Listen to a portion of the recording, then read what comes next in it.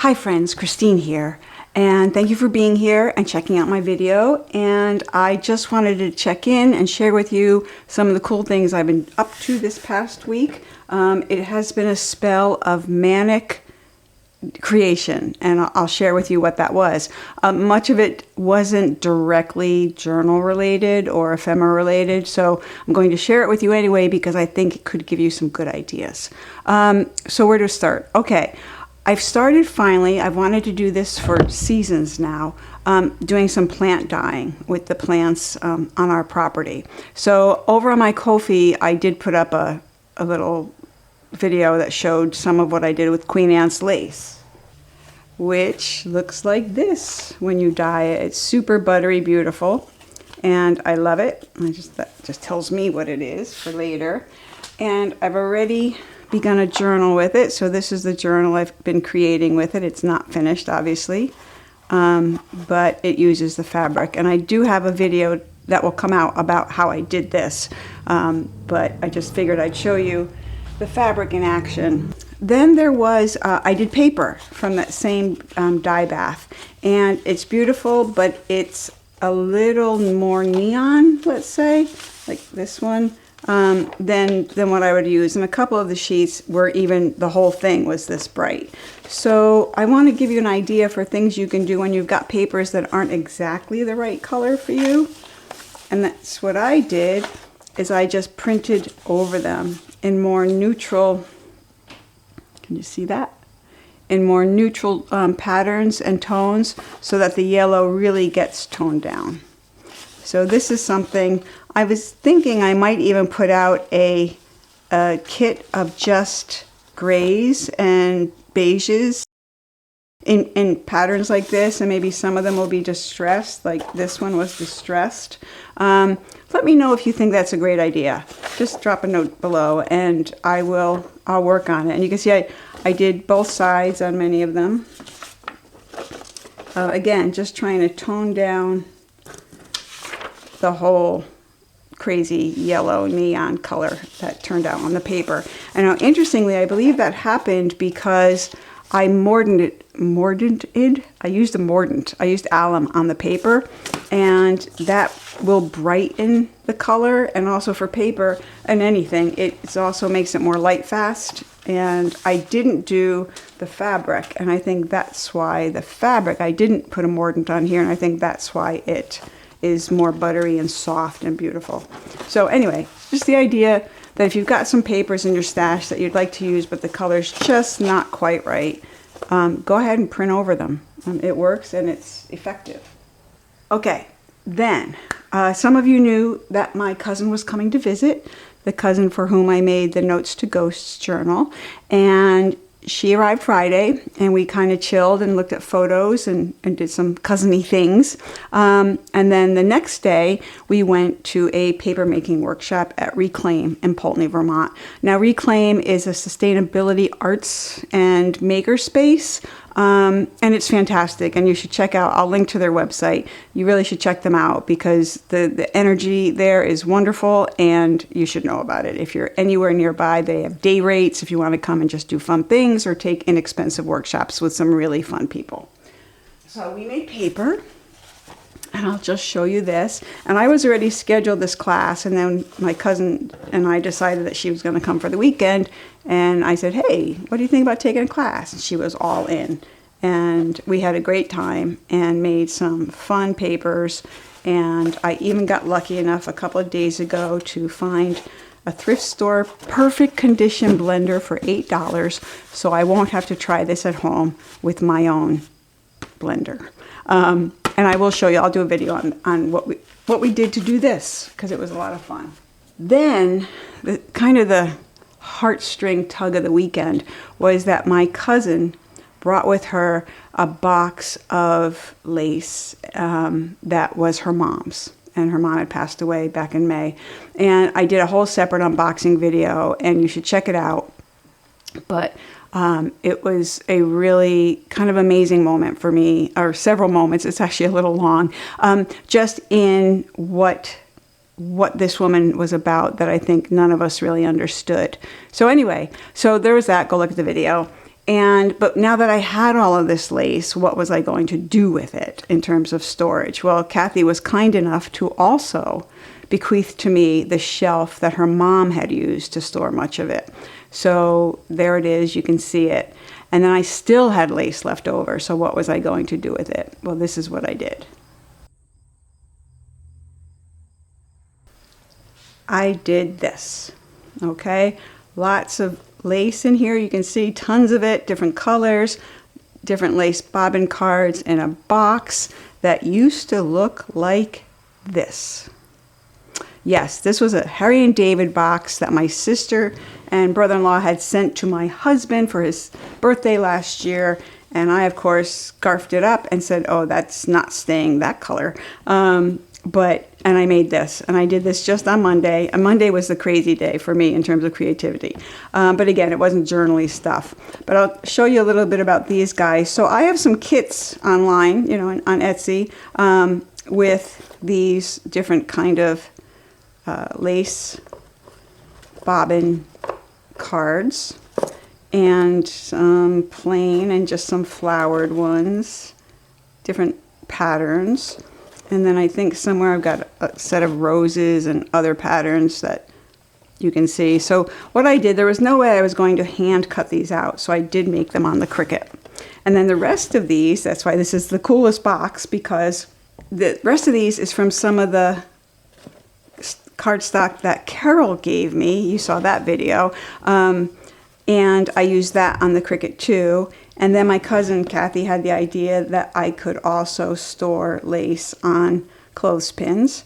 So in this box alone, I see Kathy, Carol, my husband, my sister and her husband, and my aunt, and a little of me. So I love this, love this, love this. And the other thing I did on this is I created this front for it. It's not permanent. I can take it off. It's just held with removable glue dots. And I'm making this graphic available to you all if you want it. Check it out on Ko-fi. So anyway, what I did here with these, because I did them on the Cricut, I used papers out of my paper blocks that I just wouldn't have used otherwise. Like there's no way that can you see me using that? No. And here, same thing. No, these are not what I'm up to. That's a whole different thing. So anyway, so I used any paper out of the card block that I could and trimmed it to size so it would fit on the Cricut or fit in my printer. I also, as I said, used a few pages of the Tim Holtz designs that Carol had given me. Now look at these. These are cool because after cutting out everything I needed for this project, I still have tons of scraps in here that will make great little collage ephemera scraps. So that's why I'm holding on to that. So what I did, a couple of things, because I'm considering creating Cricut files or cut files that could be used on your cutting machine to do some of these. And originally, and they would look something like this, and then you'd cut them out, print them on whatever you want. I like to use the paper I won't use. You fold them up, and then they're two-sided and easy and cut out already. The kits that are up there don't assume you have a cutting machine, and they're more meant for doing by hand. And the idea here is, let me just hold on one second. Sorry, where was I? She tried to lie to me and tell me she had not been fed. Oh, the kits I have already up online are of this style, where basically you would fold them along the edge here, and then glue them and then cut them, and you could follow the design on one side so that you wouldn't have to try and match them up. Like there's no way by hand we're going to get it this precise. So here I just left it all the back side, and however you cut it, it will cut and look like this, or say like this. This one I did cut by hand. So, and then I stamped on it. So anyway, so that was just something for you to know about.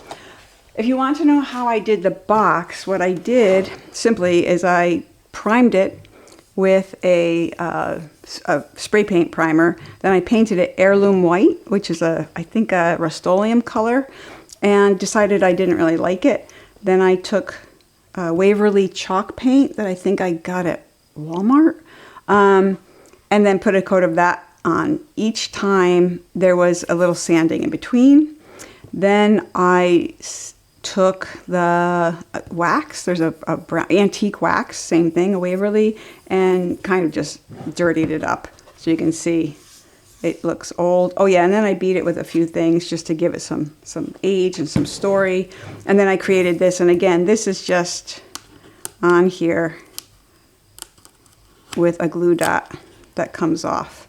So I could change it, I could use that area, I could do, you know, vinyl cutting and put it on that black area, anything I want. So this box worked great, but it wasn't perfect. So I had to actually create a box for it. So let's see, well, we'll just take it a little bit apart here so I can show you. How is it gonna come apart easiest? I don't know. Let's take these guys out.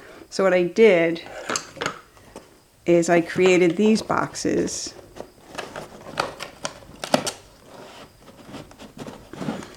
They do come right out, as long as we're not on camera. Here we go. Okay, again, I took some paper cardstock that I would never use. I printed my own pattern on it on the other side, and then created these little boxes. And if anyone's interested, I can do a video on how I did it. I don't know, maybe you need some boxes. But that's what I did, and I had to put a box. I actually constructed it to this height, but you could have just used a box to stick under there so that they would stand up. I didn't want them way down in the box. I wanted to be able to see them. So that was that. Wasn't that exciting? It really was, and I love this box, and it really works perfectly for my needs. And I think, again, every time I look at it, I see the love and generosity of so many people. So, possibilities. All right, so that was Sunday, Monday. No, that was Monday too.